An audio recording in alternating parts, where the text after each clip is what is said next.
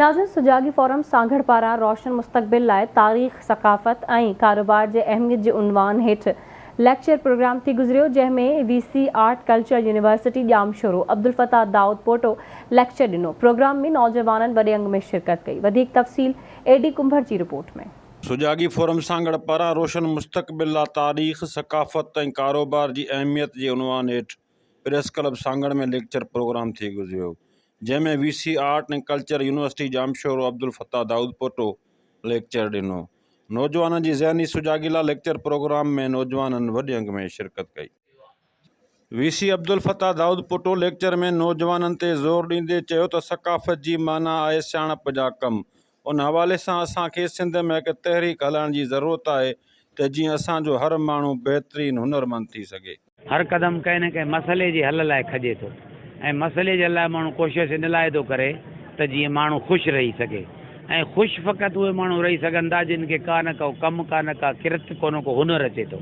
इन जे करे असांखे सॼी सिंध में हिकिड़ी वॾी तहरीक हलाइणु घुरिजे त असांजो हर माण्हू बहितरीनु हुनरमंद हुजे, आरी हुजे, नारी हुजे, धनार हुजे, गॾ गाॾे वारो हुजे, कंप्यूटर जो हुजे, बैरिस्टर हुजे, वकील हुजे, दानिश्वर हुजे, कामोरो हुजे, सियासतदान हुजे, कुझु बि हुजे, उनखे हिकिड़ी लाजवाब किरत वारो हुजणु घुरिजे त जीअं समाज सुधरियल सुहिणो ऐं ख़ूबसूरत नमूने सां पंहिंजो पाण खे सरजी अॻिते वधाए सघे। सिंध जे आईंदे जा जेको मुस्तक़बिल आहे या जेका सुभाणे जी सिंध आहे उहा कीअं हूंदी, उनजी तारीख़, उतां जी सक़ाफ़त, कारोबार ऐं ॿिया जेके ज़िंदगी जा मामला मसइला आहिनि उन्हनि खे हाणोके तनाज़ुर में अॻियां हली उहा कहिड़ी शिकल अख़्तियार कंदा या नौजवाननि जो उन दौर में कहिड़ो किरदारु हुजणु खपे या जेको सॼी दुनिया में जेके तब्दीलियूं आहिनि, जेके सियासी समाजी तब्दीलियूं आहिनि, उन खां पोइ सिंध में जेका आहे जेका सूरत हाल थींदी ऐं उनजी जेका माज़ी जी जेका तारीख़ आहे उहा जदीद बुनियादनि ते उनखे कीअं सम्झिबो,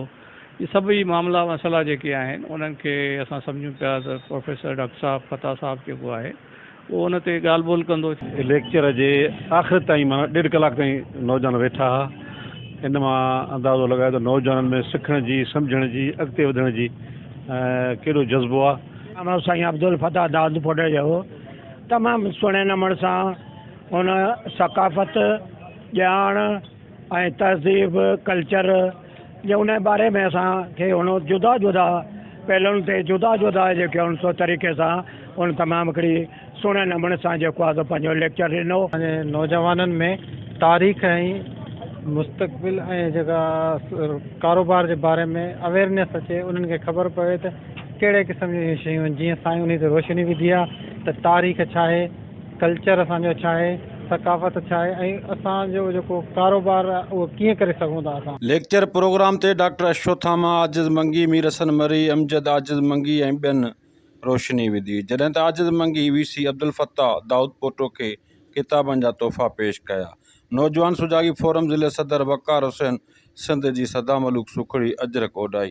कैमरामैन ख़ाकी होश मोहम्मद सां गॾु AD कुंभर, आवाज़ TV सांगड़।